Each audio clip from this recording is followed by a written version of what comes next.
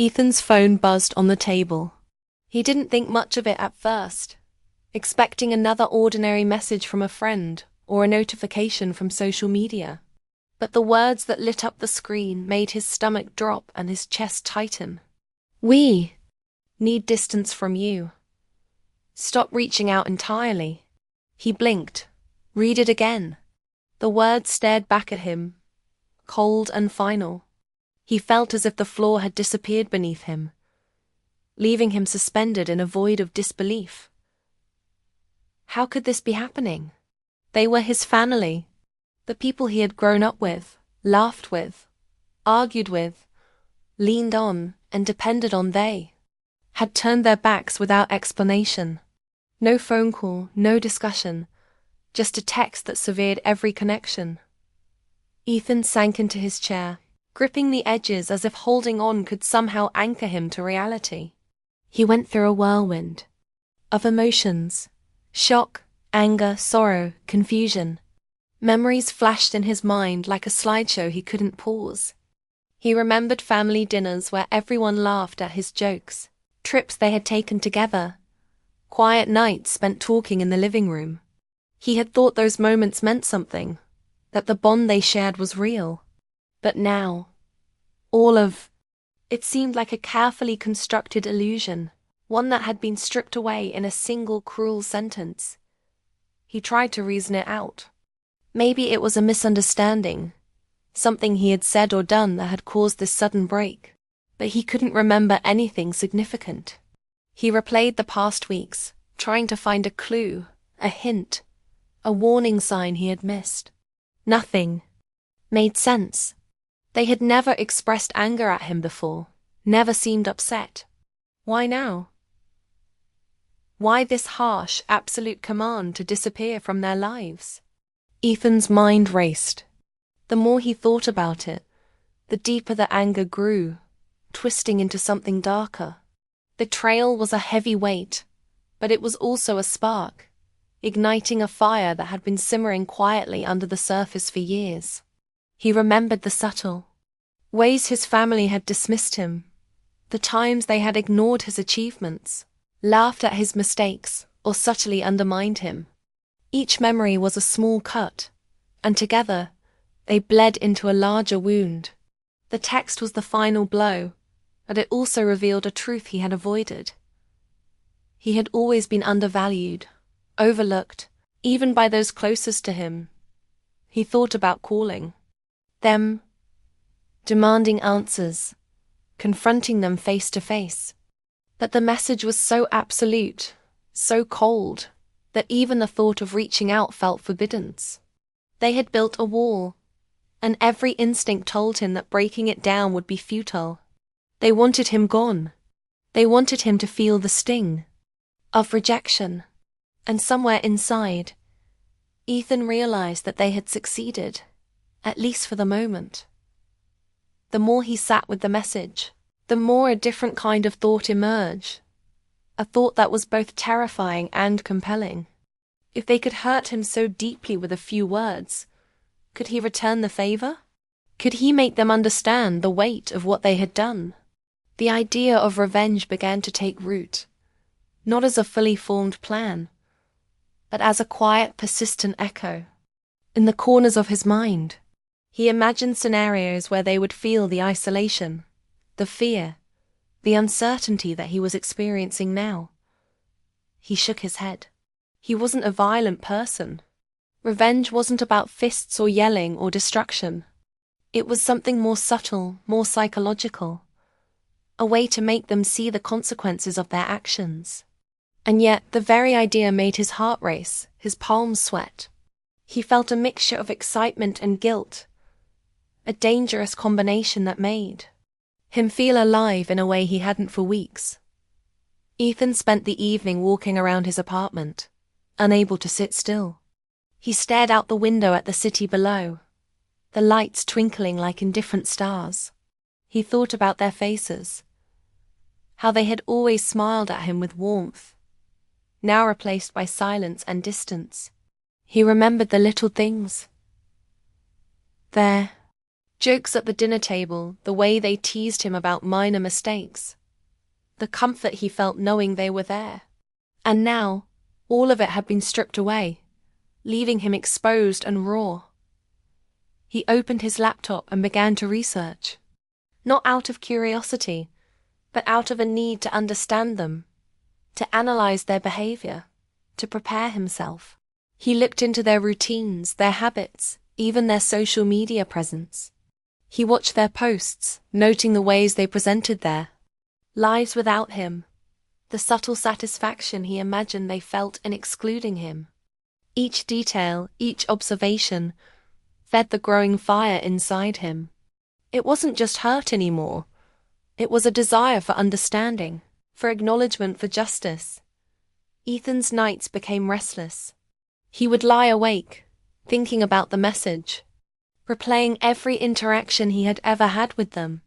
He dissected their words, their gestures, searching for clues. And with each memory, each tiny revelation, the anger grew sharper, the hurt more acute. But there was also a strange clarity forming. He realized that he could either remain a passive victim, swallowed by bitterness, or he could act, reclaiming some sense of control in a situation where he had felt powerless. He began to plan, though he wouldn't call it that yet. It was a mental rehearsal, imagining scenarios where he could confront them without losing himself, where he could assert his presence and make them acknowledge the pain they had caused. He envisioned conversations, reactions, moments where they might feel a fraction of the isolation he had endured. He didn't want to destroy them, not really. He wanted them to see him, to recognize the humanity they had ignored. But even as the ideas formed, Ethan grappled with an internal conflict. Was it right to pursue revenge, even if it was measured and calculated? Could he maintain his integrity while seeking to inflict emotional consequences? He felt the pull of morality, the tug of conscience, reminding him that there were lines he could not cross. Yet the pull of anger, the lure of retribution, was equally strong.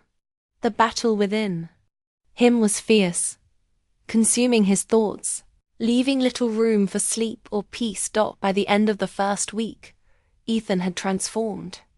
The shock had faded, replaced by a simmering determination. He moved through the world with a new focus, his mind sharp and alert. Every interaction, every thought, every plan was filtered through the lens of the betrayal he had endured. The text from his family was no longer just words on a screen. It was a catalyst, a spark that had ignited a process he could not ignore. He realized that this was more than just a reaction to being cast aside. It was a confrontation with himself, with his own capacity for anger, for judgment, for strategy. The betrayal had exposed something deep within him, a part of his psyche that craved fairness, recognition, and justice, even if it meant walking a dangerous path. And so, as he sat alone in his apartment late at night, the city buzzing far below, Ethan made a silent vow. He would not be crushed by their rejection. He would not vanish quietly into the shadows of their indifference. He would find a way to reclaim his dignity, to make sense of the hurt, and perhaps to make them understand what it meant to truly be abandoned. The fire was burning now. It was quiet, but relentless, and Ethan knew that once it fully ignited, there would be no turning back. The path forward was uncertain, fraught with moral ambiguity, but it was his path, and for the first time in days he felt alive, sharp, and ready to confront the consequences of the betrayal that had shaken the very foundation of his world. Ethan's world had narrowed to a single focus, understanding why his family had cast him aside, and deciding what he would do about it. Days blurred together as he cycled through anger, confusion, and a growing, dangerous curiosity. He replayed their message over and over in his mind, dissecting each word. Distance. Stop reaching out entirely. Simple words, yet they carried a weight that refused to lift. Each repetition fueled his sense of betrayal, sharpening it into a precise, almost tangible edge. He began to observe them from a distance, carefully, methodically. He didn't act recklessly. He watched their routines online, through social media posts and glimpses in public spaces. Every detail felt like a piece of a puzzle he had been given without the picture on the box. He noticed patterns in their behavior. The way they laughed at dinner together. The subtle ways they excluded him from events. The small gestures that conveyed satisfaction in his absence. It was maddening to see them live life as if nothing had happened, yet also enlightening. Each observation stoked the embers of his desire for understanding and for revenge. Sleep became a stranger. Nights were spent pacing the apartment, hands gripping his head, mind racing through possibilities. Ethan imagined confronting them, exposing their hypocrisy, making them feel the sting he carried every day. He wasn't thinking about physical harm. This was psychological, strategic. He wanted them to recognize the loneliness they had imposed, the sharp emptiness of rejection. Each imagined scenario brought a rush of adrenaline, but also a knot of guilt. He questioned himself constantly. Was he becoming the very person he despised? Could he cross the line and still claim some moral high ground? He started small. Subtle observations turned into minor interventions. A social media comment here, a carefully timed message there, just enough to let them know he existed without breaking their imposed silence. Each act was a test, a way to measure their reactions and to measure his own control. He felt both power and fear. The line between justice and obsession blurred with every passing day. Ethan's mind was a battlefield. On one side was the raw, unfiltered anger, the part that wanted to confront, accuse, and inflict discomfort as payback. On the other was his conscience, whispering caution, reminding him of the consequences. Each day, the whispers grew louder. He understood that revenge might feel satisfying in the moment, but it could never truly fix the rupture between them. Yet the other side of him, the side fueled by hurt and pride, refused to step back. He had been humiliated and dismissed, and part of him demanded that this imbalance be corrected. In the quiet moments, when the apartment was still, Ethan wrestled with memories of their shared past. Childhood holidays, laughter-filled birthdays, moments of vulnerability, they haunted him. How could people who once felt like anchors in his life become strangers overnight? The contrast between what was and what had become was staggering. He felt like a man standing in the ruins of a home he once cherished, searching for any structural remnants to rebuild, even if it meant burning other parts in the process. He began to write down his thoughts, making lists, imagining conversations that could take place. He created profiles of each family member, noting their personalities, their weaknesses, the little things that made them human.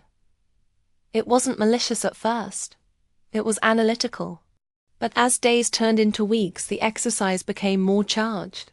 He started to envision scenarios where he could subtly shift the balance of power. He imagined revealing truths, orchestrating situations that would leave them questioning their actions. Each scenario was a rehearsal for a confrontation he wasn't yet ready to initiate. Ethan's relationships outside the family began to suffer. Friends noticed his absence, his distraction, his intensity. He would make excuses, citing work or personal stress. But the truth was that his world had shrunk. The message on his phone had created a tunnel vision, a lens through which everything else was filtered. He barely ate, slept irregularly, and lived in a haze of anticipation and anxiety. Each day felt like walking a tightrope between planning and obsession, between reason and compulsion. Yet amidst the planning and mental gymnastics, a strange clarity emerged. Ethan realized that he could not simply react. Impulsiveness would ruin any chance of meaningful impact. Revenge required strategy, patience, and understanding. It required him to observe without being seen, to think several steps ahead, to test the waters before diving in. He felt a cold, calculated satisfaction in the thought of acting with precision, not chaos. The emotional strain was immense. He alternated between moments of fierce determination and deep despair. Some nights, he sat in silence, staring at the ceiling, wondering if he had already crossed a moral boundary just by thinking about payback. Could he live with himself if the scenario escalated? Could he reconcile the desire for justice with the part of him that still yearned for connection, for reconciliation? The conflict inside him was relentless, gnawing at his peace of mind, pushing him toward decisions he wasn't certain he wanted to make. Ethan began to see patterns in his own behavior. The obsession with revenge was consuming, but it was also revealing truths about himself. He was more patient than he had imagined, more analytical, more cunning. He could anticipate reactions, predict behaviors, and plan contingencies. Yet with each strength came a shadow, the creeping sense that the person he was becoming might not be the man he wanted to be. He recognized that revenge, even when measured, carries a cost, often paid in fragments of one's own soul. Despite the weight of internal conflict, Ethan's resolve hardened. He would not allow his family's rejection to define him. He would find a way to reclaim his sense of self, to assert his presence, and to test the limits of their moral conscience. The tension between action and restraint became a game, a mental exercise where each decision could tilt the balance between satisfaction and regret. He continued his observations with care, noting subtle changes in tone, body language, and social interaction. Every detail mattered. He learned how to read silence, to interpret avoidance, to detect subtle shifts in mood. Each piece of information became a tool, a lever he could use when the time came. But the more he learned, the more he understood that knowledge alone was not enough. Execution required courage, timing, and most importantly, the control to resist. Impulsivity. Weeks passed, and Ethan's life revolved around this invisible chessboard. He tested scenarios in his mind, measured outcomes, and contemplated variations. He imagined the confrontation, the revelation, the satisfaction of seeing them experience a fraction of the isolation he had endured. Yet even in these moments, he felt the shadow of doubt, a constant reminder that revenge was a dangerous path, one that could consume him entirely if he lost his moral compass. By the end of this period, Ethan had transformed. The raw shock of rejection had matured into a complex mix of strategy, awareness, and moral contemplation. He was no longer simply hurt. He was prepared, measured, and patient. The fire of anger still burned, but it was controlled, tempered by thought and foresight. He understood that the coming confrontation would not be a simple release of emotion. It would be a test of skill, timing, and emotional intelligence. And so Ethan waited. He observed. He calculated. He rehearsed. The tension in his mind was almost unbearable, yet it sharpened him, making him more aware of every detail, every possibility. He had moved from being a victim of betrayal to a planner of measured consequences, ready to confront the moral and emotional complexities of revenge without losing himself entirely. The world outside continued as if nothing had happened, but Ethan's internal universe was a storm of calculation and emotion. Every decision, every thought, every action was filtered through the lens of betrayal, shaping him into someone both familiar and strange. He understood that when the time came, the choices he made would define him, reveal his true character, and either satisfy or devastate the very part of him that still longed for connection. The days of passive hurt were over. Ethan was no longer merely reacting to the past. He was preparing for the future. A future where he would confront betrayal with clarity, control, and purpose. The stage was set.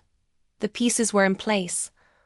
And the tension hung heavy, waiting for the moment when all the planning, observation, and internal struggle would culminate in the ultimate decision: revenge or restraint. The night was quiet, almost too quiet, as Ethan approached the familiar neighborhood.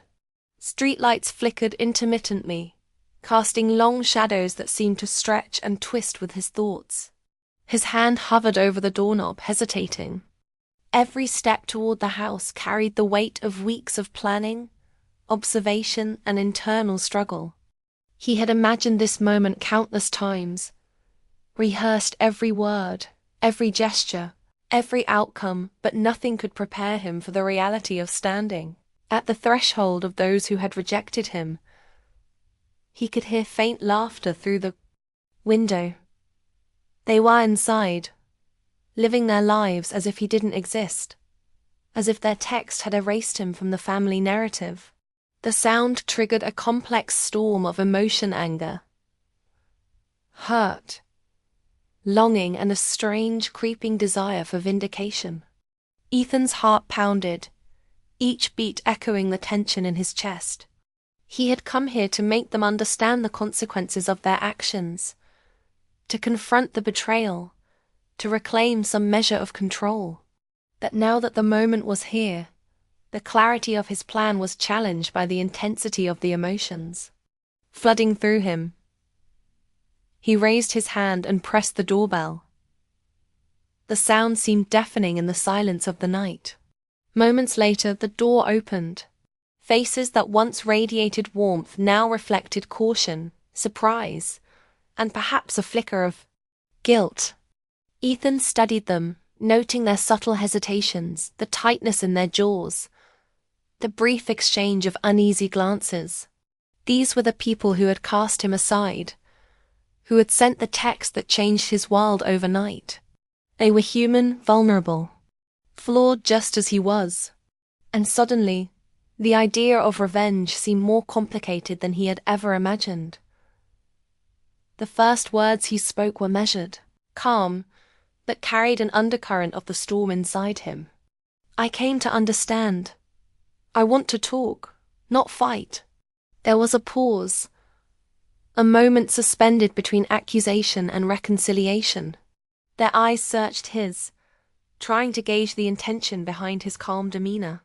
Ethan felt the tension in his own body, a mix of anticipation and restraint. Every instinct screamed to act, to let the weeks of anger and hurt spill over. But he stopped himself. He realized that the satisfaction of immediate revenge might feel fleeting, leaving a void even larger than the one they had created. He stepped inside cautiously, noting the small details that had always comforted him: the familiar furniture, the smell of home, the way light fell through the curtains. Memories collided with the present. He remembered childhood arguments, shared laughter, quiet moments of understanding. The contrast between what had been and what was now made the sting of betrayal sharper, but also illuminated the complexity of the people before him. They were not villains in the simple sense. They were flawed, human, and perhaps misguided. The conversation began carefully, each word weighed, each tone considered. Ethan expressed his pain, the confusion, the sense of abandonment that had haunted him since the text. He watched their reactions closely, noticing the subtle signs of discomfort, the flash of recognition that perhaps they had underestimated the impact of their message. The room was thick with unspoken words, the air heavy with the weight of past grievances and present uncertainty. Ethan realized that confrontation could be more powerful than revenge if delivered with precision, clarity, and emotional honesty. As the dialogue unfolded, Ethan felt the fire of anger that had driven him for weeks transform. It was no longer a desire for punishment, It became a tool for understanding, for clarity, for reclaiming dignity. He saw the moments where his family hesitated, the cracks in their composure, the fleeting expressions of doubt. He could exploit these moments to satisfy his need for recognition, but he also recognized that doing so would carry a cost. Every harsh word, every pointed remark, could sever the fragile possibility of reconciliation. The internal struggle intensified. He had come prepared to act, execute a carefully constructed plan of psychological confrontation. But as he looked at their faces, he saw more than the people who had hurt him. He saw people capable of remorse, of reflection, of change. The realization struck him. Revenge could never restore what had been lost. It could only perpetuate pain, extending the cycle of hurt and estrangement. The choice before him was no longer about victory or defeat. It was about character, about who he wanted to be in the aftermath of betrayal. Ethan paused, letting the weight of the moment settle. He reflected on the weeks of planning, the obsessive analysis, the sleepless nights, the emotional turmoil. All of it had led to this instant, the culmination of tension, anticipation, and moral reckoning. He understood that the power he sought through revenge was an illusion. True strength lay in the ability to confront pain without allowing it to consume him, to assert himself without diminishing others, to reclaim his dignity without inflicting harm. The conversation shifted, subtly, toward acknowledgement. Ethan shared the specific ways their actions had affected him, the emotional void created by their sudden distance. He watched as the realization dawned on them. The flicker of understanding, the quiet, uncomfortable truth that their actions had consequences. It was not triumph or gloating. It was clarity, an unspoken reckoning that resonated far deeper than any act of retaliation could have achieved. Time seemed suspended. Ethan felt the tension within him loosen slightly, replaced by a tentative sense of control and perspective. He recognized that revenge had been a seductive fantasy, a way to channel hurt into action, but that acting on it would have risked destroying not only his relationship with his family, but also his own moral integrity. The choice to restrain himself, to confront with honesty rather than aggression, became a declaration of strength far greater than any act of vengeance could provide. As the conversation drew to a close, there was no dramatic resolution, no definitive closure. The tension remained, but it had shifted in nature from confrontation to contemplation, from anger to reflection. Ethan realized that the path to healing would be slow, fraught with challenges and uncertain outcomes. But for the first time since the message arrived, he felt a sense of agency, a recognition that he could shape his response rather than be defined by their rejection. He left the house that night with a mixture of relief and introspection. Streets were quiet, the air cool against his skin. He thought about the weeks of turmoil, the fire of anger, the obsessive planning, and the emotional intensity that had consumed him. He understood that the choice to act with restraint, to confront rather than punish, was not weakness. It was a deliberate, conscious assertion of self in the face of betrayal. Walking home, Ethan reflected on the lessons embedded in the experience. Revenge might promise satisfaction, but it was fleeting and hollow. True resolution came from self-awareness, moral courage, and the ability to face pain without allowing it to dictate destructive behavior. He recognized that the fire that had driven him to the doorstep of confrontation could now be channeled into growth, understanding, and perhaps eventual reconciliation. Should the opportunity arise. By the time he reached his apartment, Ethan felt a strange calm. The storm inside him had not vanished, but it had shifted. The anger that had once consumed him was now tempered by clarity. The desire for revenge transformed into a deliberate choice to maintain his integrity. He understood that the consequences of betrayal could not always be controlled, but the response to it could. And that choice defined him far more than any act of retaliation ever could. He sat down, looking at his phone, expecting another message. A sign, a verdict. There was nothing. And yet, he felt a sense of completion.